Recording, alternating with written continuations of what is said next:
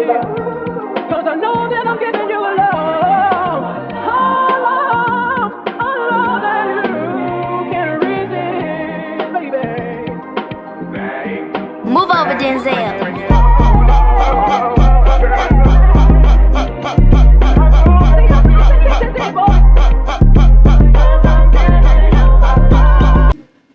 Good morning. Good morning. How are you guys? Thank you guys for clicking on the video. As you can tell by the title, I just wanted to talk about the supposed Latto is pregnant. Of course, 50 Cent trolling Diddy per usual. And I think I might ramble a little bit, but nothing major, nothing major. So let me put my slideshow up. Hey, 21, how you doing? So you guys know that it has been long rumored that Latto is dating 21 Savage, who I believe is still currently married. But we're gonna go into that real quick, right? So Latto, they are saying, is pregnant. And they are saying that it is nobody else other than her long-term secret boyfriend, 21 Savage. Yeah, you read that right now. After years of rumors, whispers, and a whole lot of social media detective work, multiple sources have confirmed that Latto is expecting her first child and that the Savage Mode rapper is the dad. But as you can imagine, this situation is a bit complicated. And I put some pictures of you guys. They're coming through the thumbnail. But yeah, I put a couple pictures up of them. And yeah, well, of her and what they're saying, right? So, excuse me. So Latto and 21 have been linked for years, right? Quietly, they were spotted together at private events, vacationing on tropical locations, and even posted cryptic messages on social media, placing each other together in this and the third. So, of course, the social media FBI agents going to do their due diligence, right? But the couple has never gone public, choosing to keep their romance off the grid, at least officially. One source has said that they've been solid for a while. It's not a fling, but they have been very careful in how they move because of 21 Savage's situation. And the situation is where things get messy, right? So 21 Savage was born in the UK, and for years he faced possible deportation after being convicted of crimes in Atlanta. When the feds came knocking, the rapper reportedly married his U.S.-born baby mama, a move that many close to him believe helped him avoid being sent back to the UK. Now, that marriage, however, was never publicly dissolved, and that's creating a whole new layer of drama now that Latto's reportedly pregnant. Now, with Latto allegedly expecting, insiders are saying the pair might finally be ready to go public. Well, I mean, you really got no choice, right? Well, that's not even true, because they got that one lady, I can't think of it, it's a white lady, but she never said who her daughter's father is. But speculation is that she was in a movie with a co-star and she got pregnant by him, and he is married. So yeah, I'm a find that. I'm gonna find it for y'all. I'm gonna find it for y'all. But anyway, so they was just saying that they are both happy. Latto's glowing. 21 is being really protective, but they're also nervous about how this news will be received, especially with people bringing up the fact that he's married. Now, neither Latto nor 21 have confirmed the pregnancy, but fans are already convinced between Latto's new baggy wardrobe, her sudden disappearance from live performances, and a few strategic angles in photo shoots. You know what I mean? So her pictures, the people are looking like, why you pose like that? Now, if the rumors are true, this baby could finally push Latto and 21 into the public couple spotlight, something that's been years in the making. I don't know why people are so obsessed with them anyway. Like, he ain't all that, and she, okay. But it could also force 21 to confront his unfinished business, legally and personally. One thing's for sure, this story is far from over, and if Latto really is expecting, look, this about to be the biggest 2025 reveal of the year. This about to be it. That is about to be it. Ugh, people was, I don't know, man. And a lot of this came up, a lot of, one thing is that Latto was, she finally claimed 21 Savage as my man, my man, my man, when they had like somebody had asked her a question about 21 Savage, and her response was my man, my man, my man. So of course people are assuming, right? But Latto, she was performing in Japan, and this is where those pictures came from, with her with the little blue jean on, with her stomach out. That was out in Japan, and I don't necessarily know. I don't. Okay, so I'm down here in Texas, and these girls get BBLs. I don't care. They talk about Texas grown. Listen, there's a lot of girls down here who go and buy it, which is nothing wrong with that. But if you notice, some of the girls after they get that surgery done or whatever, that's my 3D printer in the back. Don't worry about it. But after they get that surgery done, they start looking real, like they stomachs be kind of protruding in a way. Like they start to shape. I don't know if they got to just keep going get that stomach pulled out. But sometimes if you notice, they'll start getting like a pudge. And it just be like, you got a booty, and then that pudge.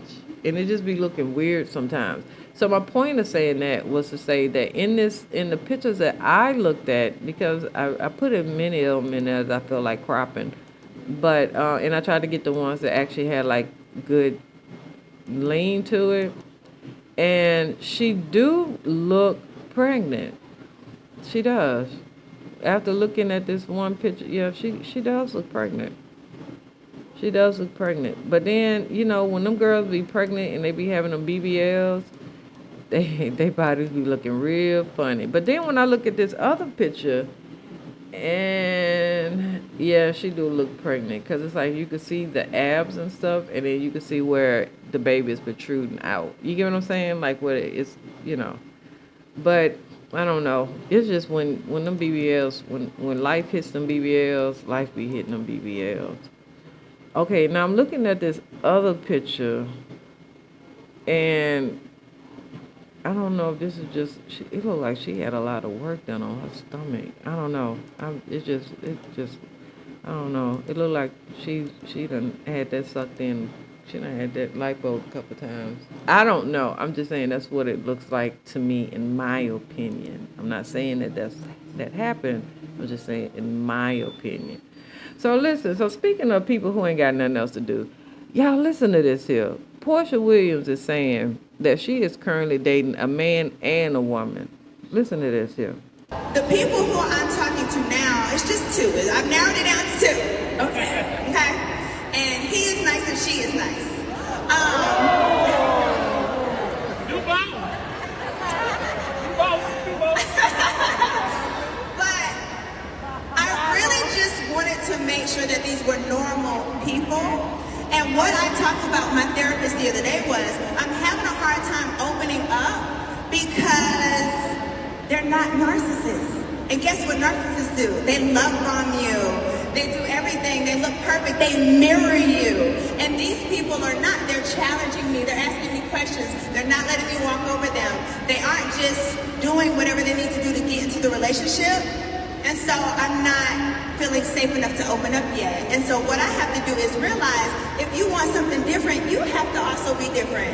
I have to soften up a bit. I have to not expect a lot of elaborate things and overbombing. I have to expect someone to call me out from time to time. Well, all right. So I guess she has no storyline, so that's gonna be her storyline. And as I go down these comments, yeah, these are just regular people. Yeah, like people said, these are not celebrities. She is a regular person. She's a couple other people said she and Kenya always gave me bye byes. Porsha would date a bear if it was rich. Somebody else said pathetic. Another person said Porsha just do anything. Somebody else said Simon hits up Instagram in 1 and 2. Let me see here. What else somebody say? She really did not expect the crowd to gasp in disapproval. Queer baiting doesn't mesh with her audience. Oh, okay. And somebody said she's doing a soft rollout to her storyline. And you are correct. Um, why would he? He's the one that linked her with Ming Lee in the divorce. What they say? Okay. Among the allegations, Simon demanded that Porsha disclose the nature of her relationship with 5 men, better known as yeah. Okay, that's old news. Okay. So Porsha, the lady who at one point in time went on a tyrant about homosexuality and preached that it was bad. She is now dipping in the lady pond. What won't we do for publicity? Huh? What won't we do? So anyway, thank you. Please like and share the video. Please subscribe, share the video, leave a comment. Let me know how you feel. Cause I'm just talking. That's how I feel. Anyway, so Diddy's lawyers have officially registered him as a sexual offender. Okay, so Diddy is officially added to the National Sex Registry, Offender Registry, following the Mann Act conviction. Right. So Diddy is now officially classified as a registered sex offender under federal law. A stunning and career-shattering development for one untouchable musical mogul. According to federal guidelines, anyone convicted of violating the Mann Act, a law that criminalizes the transportation of individuals across state lines for illegal sexual purposes, is required to register nationally as a sexual offender. Diddy's conviction earlier this year triggered that mandatory registration process. Now, insiders are saying that the official registration paperwork was filed on Friday, shortly after Diddy's sentencing hearing in New York federal court. The process is handled through the U.S. Department of Justice Sex Offender Registry and Notification Act, which ensures that all qualified offenders are entered into the nationwide database. While the registration is federal, each state will maintain its own record, meaning Diddy's name will appear on multiple state and national registries within the next week or so. This isn't optional. One person is convicted of a Mann Act violation, registration is automatic. Diddy's team doesn't have any way to stop that. The ramifications are severe. Most states require offenders to disclose their residency and any changes to law enforcement, and there are strict restrictions on where registered offenders can live and travel. That means that the Bad Boy Records founder will be barred from living near schools or playgrounds and may face serious limitations on international travel, especially to countries that ban entry to registered offenders. Even after he completes his sentence, Diddy will be prohibited from working around children, which includes youth-oriented entertainment projects, charities, and community programs. Legal experts tell that Diddy's high profile won't protect him from compliance checks. He'll have to follow the same rules as anyone else. Nicki Minaj's husband, that includes regular address verification and ongoing reporting obligations. Whew, Lord, what a fall from grace, child. Please like and share and subscribe, child. Just a few years ago, Diddy was one of the most celebrated figures in American pop culture. A billionaire mogul, philanthropist, and global ambassador for hip-hop. Now, philanthropy. What really did he do for philanthropy? And I'm asking this because I really don't know. I don't really be... You know how... I know that Nas had did things, especially on the tech side. He had put in like different things and initiatives from his hometown and all that. Like Nas really do work in the community. I think that's one of the main reasons why they all voted for him to get that, for that whole extension of the casino or the add-on or whatnot. But with certain people, they talk like they doing a lot. And they might be doing things, but it's also not, they only doing things, I don't know. I just think that sometimes people do things to help other people, and then you have people who do things to help people, in turn, help themselves. And I think that when you give or you help, you should do it, effortlessly or without expecting anything in return. But I think that sometimes people will, I'm going to help you out because I know that eventually, they playing the long game. You get what I'm saying? And there's nothing wrong with that.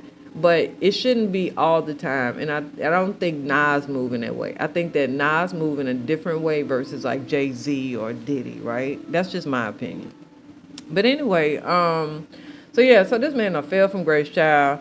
Now y'all know this man did all this other stuff, but following his 50-month federal prison sentence and mandatory registration as a sexual offender, his legacy has been permanently scarred, and you are correct.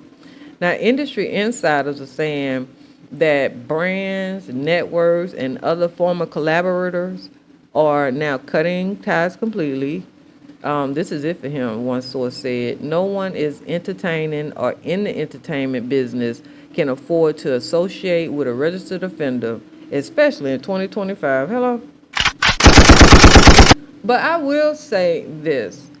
Um, I remember watching. Listen, okay, we just about to take a little walk real quick. It's just a little short detour. I swear it's not gonna be that long. Oh, hand on a stack of Bibles.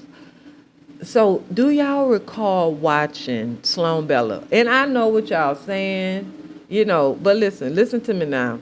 Hey, even a broke clock is right, right? Right twice a day, right? She had her video where she said with Diddy that he was not gonna just, go to jail and be in there like forever, whatever. But what he had was a fate worse than jail or death in a sense. Because he's gonna get out, but now you're gonna be a pariah. You get what I'm saying? Everyone's gonna disassociate themselves with you. They're not gonna want to have any type of dealing because at the end of the day, people have to protect their reputation. I don't want to, mess up my reputation, especially if you weren't a good person anyway. It's one thing if you were a good person and all this was just trumped up BS and everyone knew it. Like, I know he didn't do that. You get what I'm saying? I know he ain't never had a rumor, never had an instance, nobody had a story, couldn't nobody say nothing bad. Then it would be something different because now you got the whole world just like, man, that was just jacked up. You get what I'm saying? But even if you feel as though the charges were trumped up and whatever, and he got it, they charged him on something that whatever. Even if you feel differently about that, it's still the point that you have people who actually know you and know you behind the scenes and the rumors and all this. And it's like, okay, yeah, okay, we know that they trumped up charges, but he really should be in jail for life for this and that and this and that and all this other stuff. But yeah, I mean, listen, it is what it is. Sometimes that's just how it happens. Karma hits you in a different way. Sometimes it happens. So Diddy's attorneys are expected to file an appeal of both his conviction and sentence. But even if he were to win in a partial reversal, his status as a registered sex offender could take years to undo, if ever. For now, the once invisible musical mogul himself finds himself in a new reality behind bars, branded for life, and erased from the industry he helped build. Now, y'all know I'm going to keep tracking this Diddy Registry status because I want to see when his name pop up. So, it should be in the coming days. But, what do the lonely do at Christmas? I saw a few different comments where people were saying that, they felt bad for Diddy, they felt Diddy got railroaded because they wanted to convict him on other things, but they don't have enough proof or evidence. So they took this, something that was just so simple as bringing a girl that you date, who you pay bills for, and now you're treating it like she's a prostitute and, all this other stuff, and he wasn't having sex with the person. So I do understand, and I get it. And that's why I just feel like, maybe it's just karma. And I know karma is not the law. I know it's not the law. But hey, if you don't have any dirt, they can't use it against you. You know what I mean? I'm just saying, So, y'all know 50 Cent. I'm so sick of Curtis. I am so sick of Curtis. So, so if anyone is happy about the sentencing of Diddy, it's Curtis. Old Mr. 50 Cent Jackson, right? And he will remind everyone that he's Diddy's biggest op every chance he gets.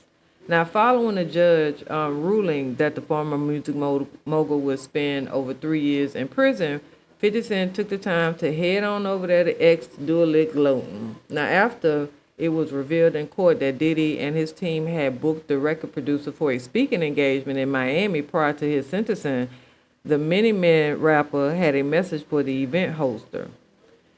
He go quote. This is what he sent to him. He said, "Hey, to whoever was booking Diddy for a speaking engagement, I heard he won't be able to make it. I'm available." I can't. So it's no secret that 50 Cent has been one of the biggest supporters of Diddy being brought to justice for his alleged crimes against an innumerable amount of victims, including the In the Club rapper's own baby mother, Daphne Joy. Now, are we saying her name out loud? Because I thought she's supposed to be a secret witness or whatever. Okay. So Diddy and Daphne were said to be an item for some time, and she was even named as one of the alleged women he kept on a monthly retainer for sex work in the lawsuit that was filed by Rodney Little-Rod Jones against a former Bad Boy CEO. I gotta look and see what's going on with that. Daphne would vehemently deny the claims and file her own lawsuit for a defamation case against Jones. She also hit back at 50 for igniting the rumors with his own controversial remarks about the situation.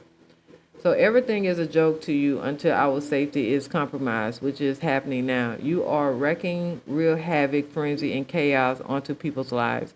How would you feel if Sire was the one in handcuffs for nothing? She wrote at one time. I wouldn't wish this on any woman. God hears me, and that's all that matters.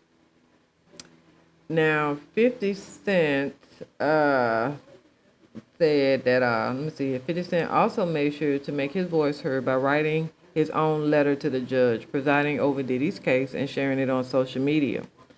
So, in part, they said, I have an ongoing dispute with Puffy for 20 years.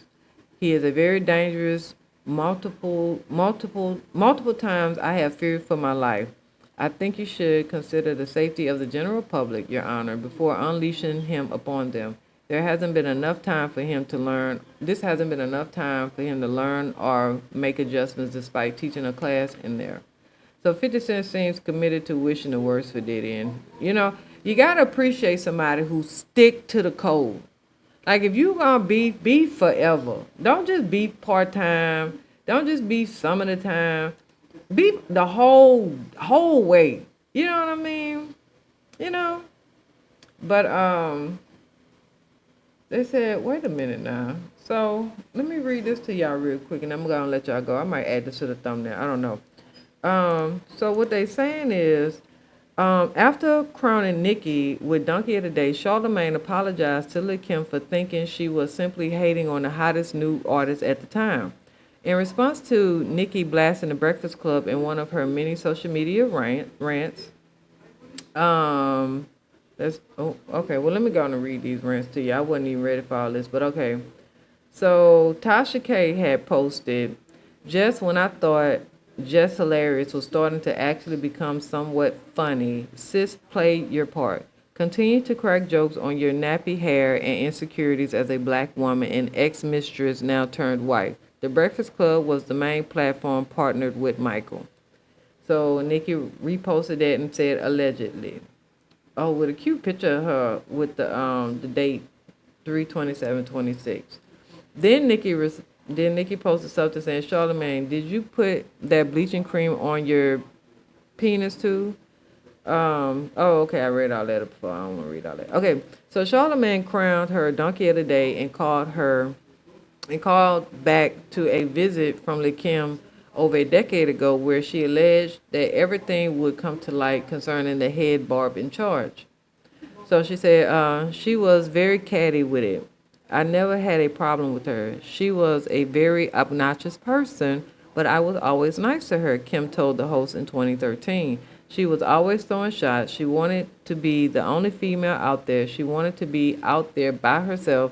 I'm gonna leave on this note. You will see everything in the dark comes to light. That's all I'm gonna say. That's what Lil Kim said in the Breakfast Club interview, and I do remember saying that. I would play it, but I think the Breakfast Club, you know what? I could play this because you could just hear the sound. Okay, listen. Power Wait a 1051. wait a minute now. Hold on. Okay. Ever come from you and Nicki Minaj? It seems like you just don't get along. She kind of idolized you when she first came out with, a lot of the stuff she did, whether it was her mixtapes, whether it was the same posters, the same poses. Every female rapper coming up under Kim idolized Kim. Right. Absolutely. So what happened? What was the left turn where it was just like... Can I ask you this? Let me Absolutely. ask you a question. Mm-hmm. Okay. How come when I come up places, they want to ask me these questions, but they don't never ask her? Oh, we definitely did. Yeah, we did. Absolutely No, let me tell you something. You know, she said she didn't know. That was it. And Nicki, Right, and she she said has she a way, idolized you, she she has said a way of trying to avoid the situation, and y'all let her do it. I like how Kim brought that up. Like, why y'all always just bring it? I hate when I'm doing an interview and you talking about bringing up somebody else. Not me personally, because I ain't all like that. But you get what I'm saying. Like Kelly Rowland when she told that guy, like, don't ask me no more questions about Beyonce. Thank you, kindly. Appreciate you. It's okay. Never. Yeah, I do. Nicki answered it straight up. But the last time y'all asked her was probably when it was very fresh. No, we asked about her album came out with last month. She was here. Yeah, no, but you were on her album, so Absolutely. it only made sense. He's a bird. He's a bird. No, Yeah, listen. it's okay. Yeah, I know. Nicki's my homie, but this is where my issue with Kim stemmed from. Like, Kim's the OG. And it seemed when you was coming at Nicki, you was, just being bitter and But you're disgruntled. wrong. You seem like the old, remember Players But Club? you're wrong. The tricky chick? Let me tell you why you're wrong, and let me tell you why you did wrong, because it's deeper than that. Kim looked like she's ready to come across that table on him. I'm talking about look like she was ready to come across that table. Don't play with it. Don't play with it. Don't play with it. Me and Slim were friends for 4 years, and we decided that we were going to go into business together, right? And I was over there at Cash Money. I was getting ready to be partners with him. Where I was over there, we were working a lot. Like I was in Miami, and he put me in the studio. I would be in New York, and we'd be working. Oh, if you didn't hear this story, I don't know. I'm gonna let y'all go and listen to it, but I already know this story. But I'm gonna go ahead on. Go ahead on. We were constantly talking. Baby said to me, "Hey, I want you to be on my album, whatever." And he sent his song over. It was empty, and it just had a hook on it. And so I sent it back to him, quick. They had the record for a while, and me and Slim were talking. We were talking, constantly talking. And so I said to Slim, when I went back to Miami, I said, because I'm not stupid. I said, listen, we're about to be like the mafia family. It's like I'm the Gambinos. You have like the family inside of the family. I would be the Gambinos. They would be whatever. But we're all gonna be family. So go ahead, put whoever you want on the record. Because I already knew. Right. I already knew. But I said, this record got to be big because it would be good for music right now. Good for females. Good for. I love Lil Kim. I gotta keep pausing this because I don't know if they're gonna edit this out or not, but I do want y'all to hear it. When I saw Baby, he's like, "Oh, baby girl, we're gonna make it big. We're gonna do a video. We're gonna do this. We're gonna do that. We're gonna make it big." Everybody's gonna know. They put the record out. I guess they didn't like the response, and when they saw the response, they just pulled the record off, pulled it back, never put it on his album, nothing. Then it's like I'm not even hearing from them, and it's like, wow, you know what I mean? And if you listen to that song, the way I did my vocals, hers were different from how I did my vocals at that time. Shortly after that, she started releasing all these records, doing her vocals the way I did my vocals. Now, okay, whatever. You know what I mean? But you have to look back. My fans may not like when I do a certain type of music, but that was a sound that I was getting ready to start. And I was starting a sound a long time ago. And if he tell you that this is not true, he's lying. But I played a record for Slim called Automatic. It's a Saint-Tropez dance type of record. It's 3 years ago I played him this record. On her new album, she has a song called Automatic. And the song is so similar to the song that I played for Slim. The whole sound that I brought to the table. Because when Slim was like, "What you working on? Let me see it, here." Now I'm gonna have to go and listen to that song again. Where you going with it? She was still doing whatever she was doing when she first came out, the way she was rapping. I brought a whole new sound. Next thing you know, 2-3 years later, now that she's, moving and moving in the game, whatever, this is the whole new sound. Whether my fans would have liked that sound or not, it was my sound. I brought that to the table. The problem with her is she was very catty with it. When I tell you she turned and looked at Charlamagne when she said the problem with her is, she was talking to Envy, looking at Envy at first. But Sis Girl had turned her head and whipped, you know how when you whip your neck? Because you like, let me address you. And let me address you. I never had a problem with her. I was always nice with her, always. She was a very obnoxious person, but I was always nice with her. From the time I saw her in that dressing room, the story she told, I don't even know what the heck she was talking about. Like, that's not even how it happened. But from the moment that I met her, I was always cool with her. But after that, it almost seems like when they realized, okay, we need Kim, we want to study her swag. That's what it kind of felt like, because I was around for a long time. And they're like, okay, let's study her swag. And, So yeah, you can go and listen to the rest of that. That's on the Breakfast Club. It was an interview that she did. But yeah. So let's see here. So for those who did I. Let me go here on here. Okay, for those who may not remember the way the media punched down on Kim in favor of Nicki when her star was rising, in this moment was true vindication for the Queen Bee. She was accused of hating on the pink print rapper at the time. For over the years, Kim has shown herself to be a true supporter and fan of every female rapper who's called upon her. Now, during the Thursday's taping of the Breakfast Club, Charlamagne apologized to Kim for his previous comments where he labeled her bitter and destructive. He said, I am apologizing to Kim for ever questioning her OG wisdom. Nicki has had smoke for Kim, Cardi, Meg Thee Stallion, Latto, Doja Cat, SZA, Remy Ma. The list goes on and on. And it's sad because Nicki is goated. She's an icon living. She literally kicked down the doors for a whole new generation of female rappers. She was indeed the pink print for female MCs. I loved when she coined the term years ago. He continued on by saying, but how does the pink print become the stink print? As I said, your energy is just stink and nasty. You went from showing a generation how to be a female boss to showing a generation how to be a disgruntled artist. How does that happen? How do you go from inspiring a generation of young women to hating a generation of young women? Well, that's what happens when a person is in pain. That's what happens when a person is hurting. Many of the new rap girlies may think they're pulling from Nicki, but true hip-hop fans know that Kim set the standard for women in rap. There's a reason why she's called the queen decades after stepping into the spotlight. And why whenever she graces the stage, audiences go wild. As far as OGs go, she has graciously allowed the next generation to take a baton and run with it, even when she hasn't been given her just dues for the inspiration. Now, in response to Charlamagne's comments, Nicki posted throwback footage of the radio host being assaulted and running from his attackers in 2012. Oh yeah, I remember that when a guy hit him and he took off running. The rapper and her barbs also referenced Jessica Reed, a woman who previously accused the host of sexual assault. Now, someone posted, said, let's not forget what Charlamagne did to Jessica Reed. At just 15 years old, she accused him of drugging and assaulting her. His own DNA was found, and the trauma has followed her for years. The fact that he sits on a national radio with a career with Jessica Payne is dismissed. While Jessica Payne is dismissed. So if you don't know who Jessica Reed is, let me just say so back in 2022, Jessica Reed filed a lawsuit in New York against Charlamagne, the guy, right, born Lenore, and iHeartMedia, accusing him of sexual assault, battery, and defamation connecting an alleged 2001 incident. According to The Blast, Reed claimed that when she was 15 years old, Charlamagne, then in his it flipped off. Okay. Then in his early 20s, served her a drink at a party that left her disoriented before she was allegedly assaulted. When a rape kit was completed, Charlamagne's DNA was not found. Reed also allegedly didn't cooperate with the investigation. Charlamagne later pled guilty to a charge of contributing to the delinquency of a minor and was sentenced to 3 years probation.